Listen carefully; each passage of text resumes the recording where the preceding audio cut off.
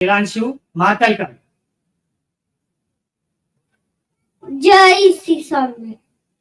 આપણા શરીરો ભગવાનની સ્વામિનારાયણ તેમજ આપણા સૌના ગુરુ પરમ પૂજ્ય સનાતન ધર્મ ધુરંધર 1008 આચાર્ય શ્રી અદન પ્રસાદજી મહારાજ તથા ભાવ્યાચાર્ય શ્રી નુંગેન્દ્ર પ્રસાદજી મહારાજ તથા સમસ્ત રમાપુર પરિવાર, સંતો, હરિભક્તો સર્વના મારા જય સ્વામિનારાયણ. વાલા ભક્તો, તમને ખબર, મહારાજ એટલા ઘનશ્યામ મહારાજ નાના હતા ત્યારે છપૈયા કન્યા પશ્ચિમમાં આપણી પર દ્રષ્ટિ કરી હતી. નથી ખબર ને? તો ચલો આવો આપણે છપૈયા જઈએ.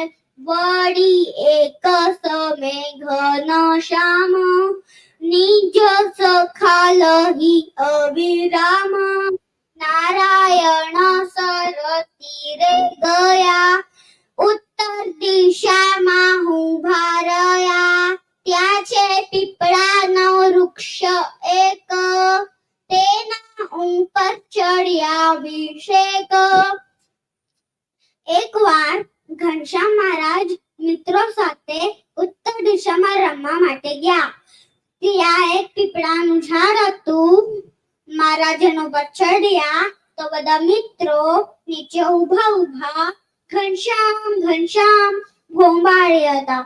તો થોડી વારમાં મોટી મામા ત્યાંથી ઘાય ઝાડ નીકળ્યા. તો એમને જોયું ઘનશ્યામ મહારાજ તો પીપળાના ઝાડ પર ચડ્યા છે.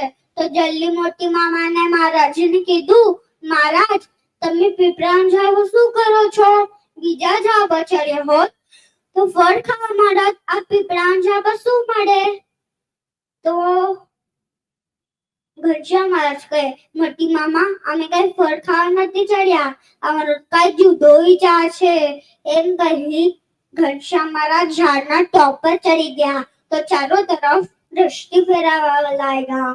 થોડી વાર થતા મોટી મામાને હાથ જોડીને વિનંતી કરી, ઘનશ્યામ મહારાજ તમારો શું વિચાર છે તો કહો. વળી બોલ્યા છે ધર્મ કુમાર, સુનો મામા હમારો વિચાર.